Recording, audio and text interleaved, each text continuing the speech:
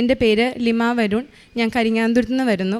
കഴിഞ്ഞ കൊല്ലം ജനുവരി 15-ാം തീയതിയാണ് ഞാൻ ആദ്യമായിട്ട് ഉടമ്പടി എടുക്കുന്നത്. ഉടമ്പടി എടുക്കുമ്പോഴും എനിക്ക് ഹൈപ്പർതൈറോയിഡിസം ഉണ്ട്. അപ്പോൾ ഞാൻ ഹോസ്പിറ്റലിൽ ചെന്നപ്പോഴേക്കും ഡോക്ടറിനോട് ഞാൻ രണ്ടാമത്തെ കുട്ടികൾക്ക് വേണ്ടിയുള്ളതിന് വേണ്ടി ചെക്കപ്പിന് വേണ്ടി പോയപ്പോൾ ഡോക്ടർ എന്നോട് പറഞ്ഞു, ഹൈപ്പർതൈറോയിഡിസമാണ്, മരുന്നുകളൊന്നുമില്ല, പിന്നെ ഗ്ലാൻഡ് വലുതാവാത്ത കൊണ്ട് മരുന്ന് തരാനും പറ്റത്തില്ല, അതുകൊണ്ട് രണ്ടാമത്തെ കുട്ടീനെ പറ്റി ചിന്തിക്കേ വേണ്ട എന്ന് പറഞ്ഞു. ഞാൻ ഭർത്താവിനോട് പറഞ്ഞു, നമുക്ക് എന്തായാലും രണ്ടാമത് മക്കൾ വേണം, അല്ലെങ്കിൽ നമ്മുടെ മോൻ ഒറ്റപ്പെട്ടു പോകും, അതുകൊണ്ട് നമുക്ക് ദൈവത്തോട് പ്രാർത്ഥിക്കാം, മാതാവിനോട് പ്രാർത്ഥിക്കാമെന്ന് പറഞ്ഞ് ഞങ്ങളിവിടെ വന്ന് ഉടമ്പടി എടുത്തതിൻ്റെ ഫലമായി ഞങ്ങളെന്നും രാവിലെ എഴുന്നേറ്റിരുന്ന് പ്രാർത്ഥിക്കും. പക്ഷേ ഭർത്താവ് പോവാറായപ്പോഴേക്കും 5 പ്രാവശ്യം ഞാൻ പ്രഗ്നൻസി ഡിറ്റക്റ്റീവ് കിറ്റ് എടുത്ത് നോക്കിയപ്പോഴേക്കും നെഗറ്റീവായിരുന്നു. അത് കഴിഞ്ഞു ഞാൻ എൻ്റെ വീട്ടിലേക്ക് പോയി.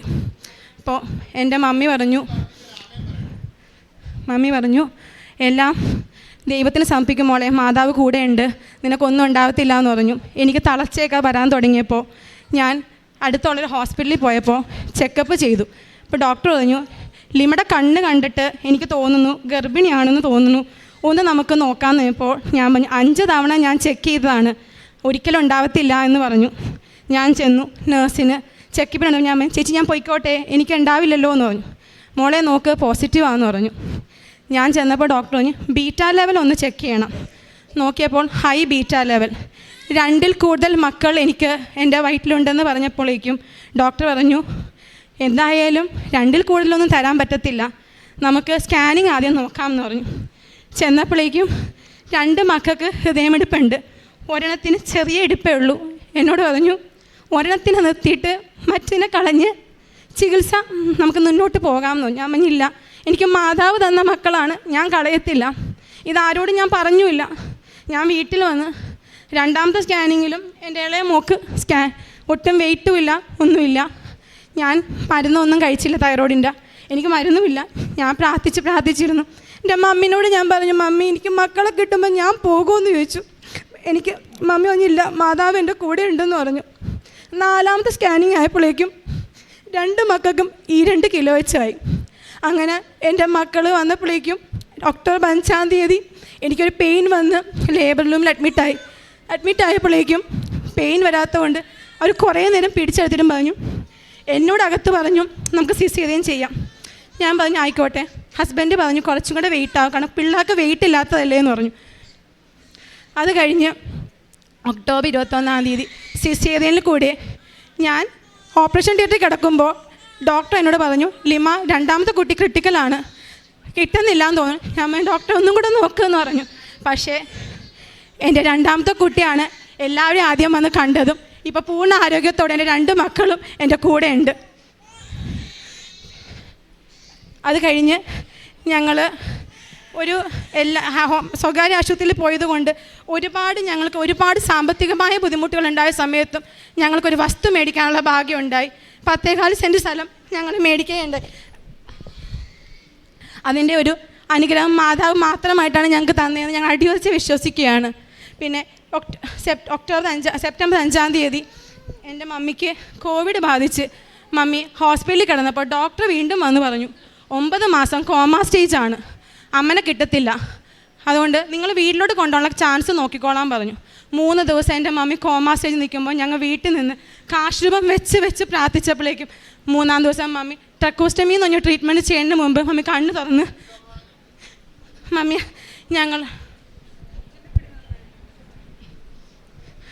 ഞങ്ങളോട് സംസാരിച്ച് മമ്മി സെപ്റ്റംബർ 13-ാം തീയതി ഡിസ്ചാർജായി വീട്ടിൽ വന്നു.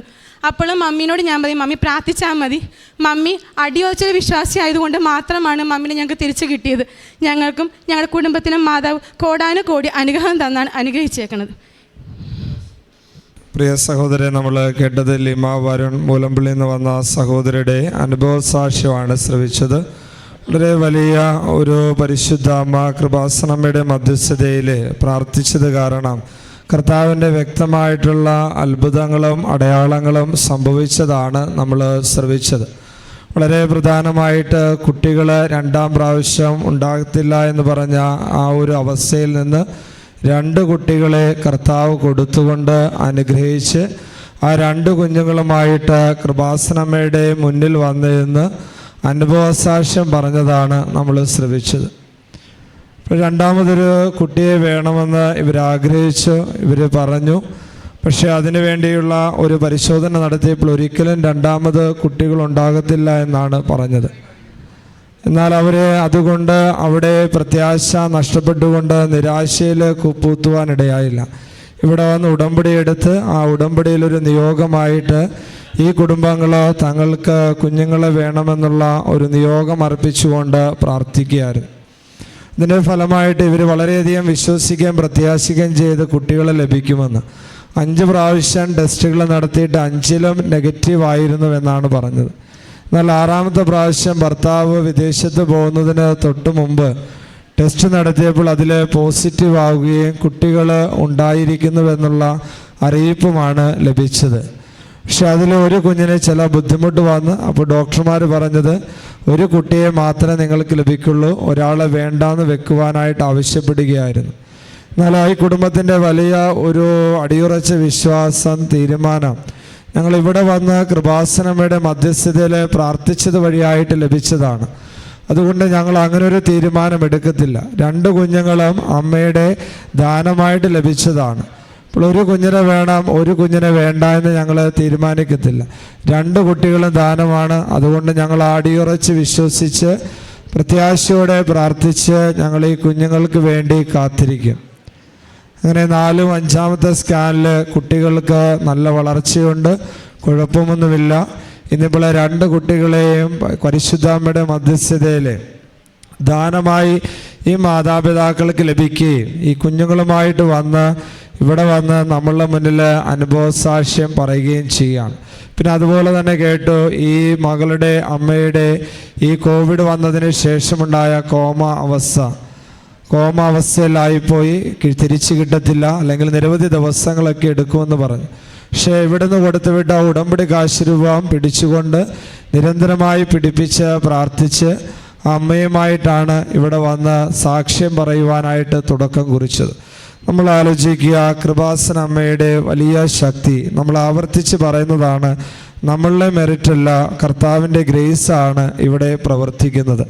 നമ്മളുടെ കഴിവിലും നമ്മളുടെ വലിയ പ്രാഗൽഭ്യത്തിലുമൊക്കെ നമ്മൾ ആശ്രയിച്ച് മുന്നോട്ട് പോകുമ്പോഴാണ് തടസ്സങ്ങളും വിശ്വാസക്കുറവുകളും ബുദ്ധിമുട്ടുകളുമൊക്കെ നേരിടുന്നത്. പൂർണ്ണമായി നമ്മൾ വിട്ടുകൊടുത്തുകൊണ്ട് കർത്താവിൽ നമ്മൾ ആശ്രയിക്കുമ്പോഴാണ് ഇതുപോലുള്ള അത്ഭുതങ്ങൾ. ഒരിക്കലും കിട്ടത്തില്ല എന്ന് പറഞ്ഞ 2ാമത്തെ കുഞ്ഞിൻ്റെ ആ ഒരു അവസ്ഥയിൽ നിന്ന് 2 കുട്ടികളെ കൊടുത്ത് കർത്താവ് അനുഗ്രഹിക്കുകയാണ്.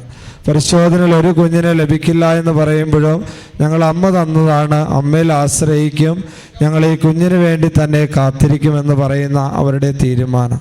ഇവിടുന്ന് കൊടുത്തുവിട്ട ഉടമ്പടി കാശുരൂപവും തൈലവും തേനുമൊക്കെ സമർപ്പിച്ചുകൊണ്ട് പ്രാർത്ഥിച്ച് വീണ്ടും ദൈവത്തിൽ പൂർണ്ണമായിട്ട് ശരണപ്പെടുകയും ആശ്രയം ചെയ്യുന്ന ദൈവമക്കളുടെ സ്വഭാവം.